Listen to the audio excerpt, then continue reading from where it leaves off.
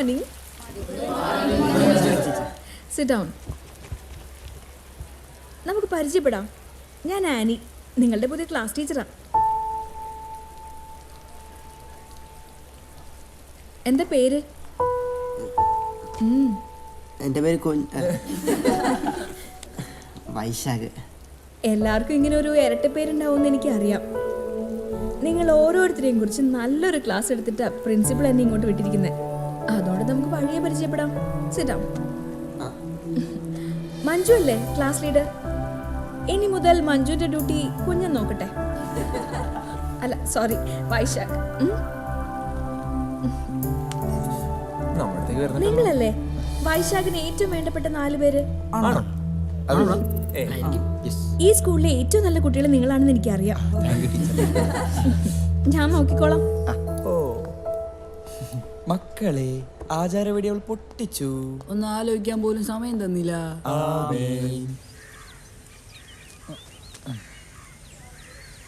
എന്നാലും ഈ പ്രാന്തരം പിടിച്ചതിനെ ടീച്ചർ ലീഡറാക്കിയെന്ന് എനിക്ക് സംശയം. എടാ, ഞാനാണ് ക്ലാസ്സിലെ ഏറ്റവും വലിയ മിടുക്കെന്നുള്ളവരെ ചിലപ്പോൾ ടീച്ചർക്ക് പ്രിൻസിപ്പാൾ കൊടുത്ത ക്ലാസ്സിന് മനസ്സിലായിട്ടുണ്ടാവും. വലിയ മിടുക്കൻ. ഇതിനും വേറെ നമ്മുടെ സ്നേഹ ടീച്ചർ ആയിരുന്നില്ലേ? ടീച്ചറെ കുറിച്ച് സ്നേഹമെങ്കിലും ഉണ്ടായിരുന്നു. വിഷ്ണുവിന്റെ കാര്യം എന്തായി? എടാ അത് അവള് ഭയങ്കര ടെൻഷനില്ല. സോ ആലോചിച്ചിട്ട് നാളെ പറയാന്ന് പറഞ്ഞു. നാളെ ഇനി നീ ആലോചിക്കണ്ടട്ടാ, എങ്ങനെ കണ്ടുപിടിക്കുന്ന എനിക്കറിയാം. ഓ ഇതിപ്പോ എങ്ങാനും തീരുമോ മോനെ? അമ്മയ്ക്ക് പരസ്പരം ഒന്ന് കാണാനാ. ഇനിയും പരസ്പരം കാണണമെന്നോ? പരസ്പരം ഒന്നും കണ്ടതിന്റെ മുതലാ ഈ ഇരിക്കുന്നത്. ക്രിക്കറ്റ് കളിയോടുള്ള നിന്റെ ആവേശമൊക്കെ തീർന്നോടാ. ഇതെന്താ ഗുസ്തിയോ? ഗുസ്തിയല്ല, ബോക്സിംഗ്. ഏത് സിംഗായാലും കൊള്ളാം. ഇതൊക്കെ കണ്ടു പഠിച്ചേച്ച് നീ ആരുടെയെങ്കിലും നെഞ്ചത്ത് നിന്ന് കയറാനാണോ? നിങ്ങളുടെ നെഞ്ചത്ത് കയറാതെ നോക്കിക്കോ മനുഷ്യ. ഈ കളിയോടുള്ള നിന്റെ ആവേശമൊക്കെ പഠനത്തിന് കാണുന്നില്ലല്ലോടാ. 10ാം ക്ലാസ് പരീക്ഷ സമയത്തും താങ്കൾ ഇതൊക്കെ തന്നെയല്ലേ പറഞ്ഞത്? താങ്കളോ? ഇത്രയൊക്കെ ബഹുമാനം പോരെ മനുഷ്യ. മാത്രല്ല പരീക്ഷ ജയിച്ച് ഒരു റേഷനും ഇല്ലാതെയാണല്ലോ. പിന്നെന്താ? നിന്റെ ആ വിജയം ഇന്നും ഒരു ചോദ്യചിഹ്നമായിട്ട് എന്റെ മനസ്സിൽ കിടക്കുവാടാ. നിങ്ങൾ അവരോട് സംസാരിച്ച് വെറുതെ ചുണ്ടങ്ങ കൊടുത്ത് വഴുതനങ്ങ മേടിക്കില്ലേ മനുഷ്യ? എന്തെങ്കിലും എടുത്ത് തിന്നേച്ച് പോയി കിടന്ന് ഉറങ്ങ്. ഇമാതിരിയുള്ള നിന്റെ സംസ്കാരമില്ലാത്ത സംസാരമാണ് അവൻ എന്നോടുള്ള സംസാരത്തിലുള്ള സംസ്കാരം.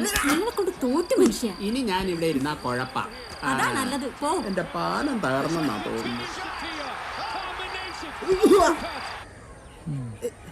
എന്തുവാടേ ഇന്നലെ ബോക്സിംഗ് ഉണ്ടായിരുന്നു തരിപ്പ്. ഇതൊന്നും അറിയില്ല. അപ്പൊ അർത്ഥം തന്നപ്പടി ഞാൻ കൊടുത്ത്. നിന്റെ തന്തപ്പടിക്ക് 2 കൊടുക്കണം ഞങ്ങൾ വിചാരിച്ചതാ. അതിപ്പോ നീ കൊടുത്തു. ഞാൻ അതും പറഞ്ഞ് ഞങ്ങളുടെ മെക്കിട്ട് കയറണോട്ടാ.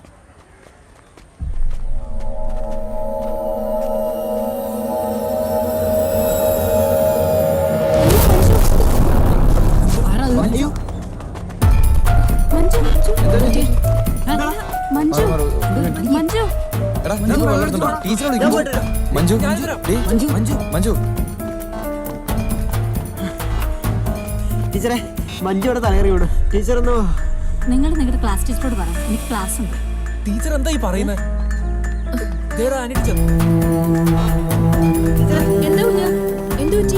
ടീച്ചറെ, നമ്മുടെ മഞ്ജുവിടെ തലകറങ്ങി വീണു. എവിടെ? ടീച്ചർ ഒന്ന് വാ. എന്ത് പറ്റുന്ന മഞ്ജു പിടിച്ചേ.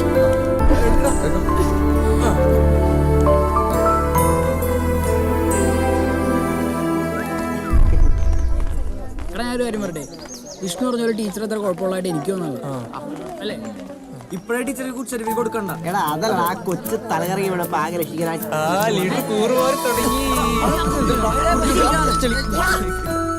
അന്ധവിശ്വാസങ്ങളും അനാചാരങ്ങളും നിലനിന്ന പഴയ കാലത്തിൽ നിന്ന് പ്രതിഭാശക്തി കൊണ്ട് മാത്രം സാഹിത്യ ലോകത്ത് കടന്നുവന്ന സ്ത്രീകളുടെ പ്രതിനിധിയാണ് ലളിതാംബിക അന്തർജനം. അന്തർജനത്തിന്റെ 25 കൃതികളാണ് പുറത്തു വന്നിട്ടുള്ളത്. അതിൽ ഒരേ ഒരു നോവലാണ് അഗ്നിസാക്ഷി. 1976 വയലാർ അവാർഡ് അഗ്നിസാക്ഷിക്ക് ലഭിച്ചു.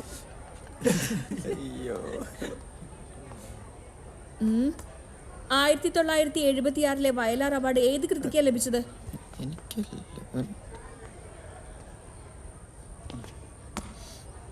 എണീറ്റോ പറഞ്ഞോ വൈശാഖ് അഗ്നിസാക്ഷി ഇരിക്കെ. ക്ലാസ്സിലിരുന്ന് ശ്രദ്ധിക്കാൻ പറ്റാത്തവര് ക്ലാസ് കഴിയും വരെ പുറത്തുനിന്ന് ശ്രദ്ധിച്ചാൽ മതി. Get out.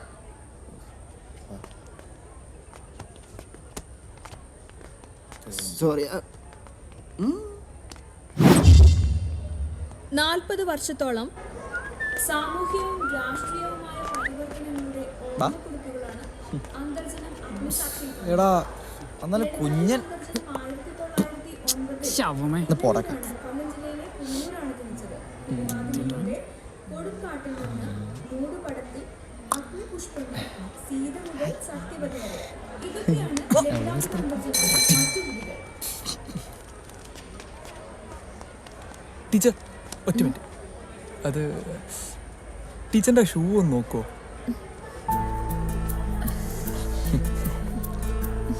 സോറി. അത് പിന്നെ ക്ലാസ്സിലെ മറ്റു പിള്ളേരെ അറിയാണ്ടിരിക്കാൻ വേണ്ടിയാ അവിടെ വെച്ച് പറയാണ്ടിരുന്നേ.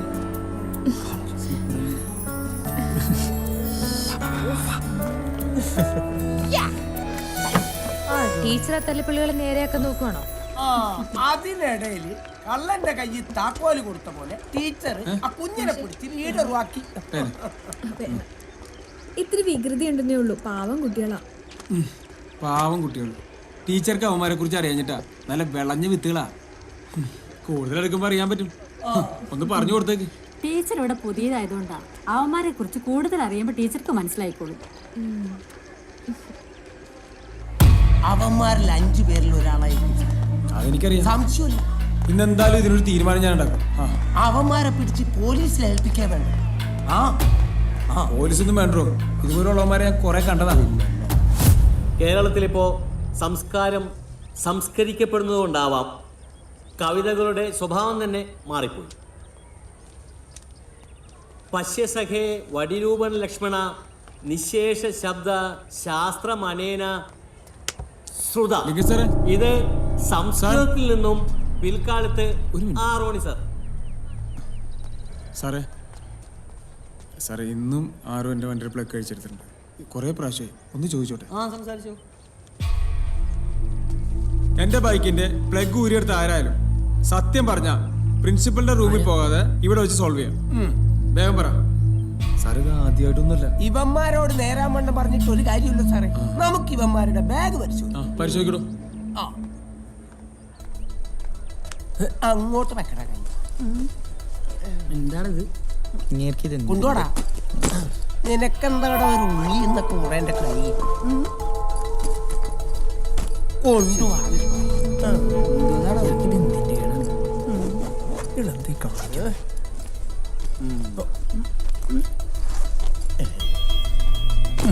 കൊണ്ടുപോടാ.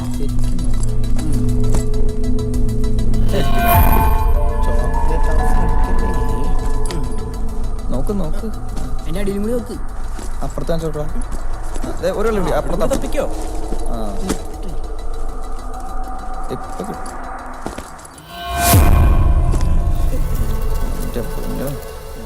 ചേട്ടാ പേനല്ല ഗ്യാപ്പുള്ളൂ. എങ്ങനെ ഉണ്ടാവും? കിട്ടിയാ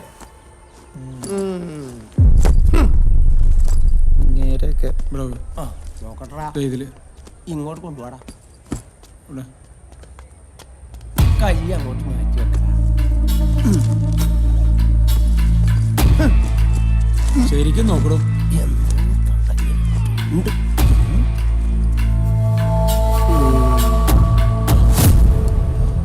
സാറേ ഇത് കണ്ട? നിന്നോട് മലയാളത്തിലല്ല ഞാൻ ചോദിച്ചേ. ഏതേക്കടാ? ബാക്കി പ്രിൻസിപ്പലിന്റെ റൂമിൽ പോയി സംസാരിക്കാം. സാറേ ഞാനവന്റെ ബാഗിൽ പ്ലഗ് വെച്ചത്. അവനല്ല. അതെങ്ങനെ ശരിയാവണേ? സാറ് മിൽട്ടൺ ഒന്നുമല്ല. പ്ലഗ് വെച്ചത് ഞാനാണ്. അയ്യോ തള്ളല്ലേ സാർ. അവന്റെ ബാഗിൽ ഞാനാ വെച്ചത്. ഇതെന്നതാടാ ലഘൂര്യന്മാരോട് സംസ്ഥാന സമ്മേളനം? സാറേ ഇവന്മാരൊക്കെ ചുമ്മാ കള്ളം പറയണതാ. വൈശാന്റെ ബാഗിൽ പ്ലഗ് വെച്ചത് ഞാനാ. ഒരു കാര്യം ചെയ്യ്, 5 പേരും കൂടെ ചെല്ല്. വാടാ. നടക്കടാ അങ്ങോട്ട് ലഘൂര്യന്മാരെ. കണ്ട, നമ്മൾ സംസ്കാരത്തെക്കുറിച്ച് സംസാരിച്ചുകൊണ്ടിരിക്കുമ്പോൾ സംസ്കാരമില്ലായ്മയാണ് ഇവിടെ സംഭവിച്ചുകൊണ്ടിരിക്കുന്നത്.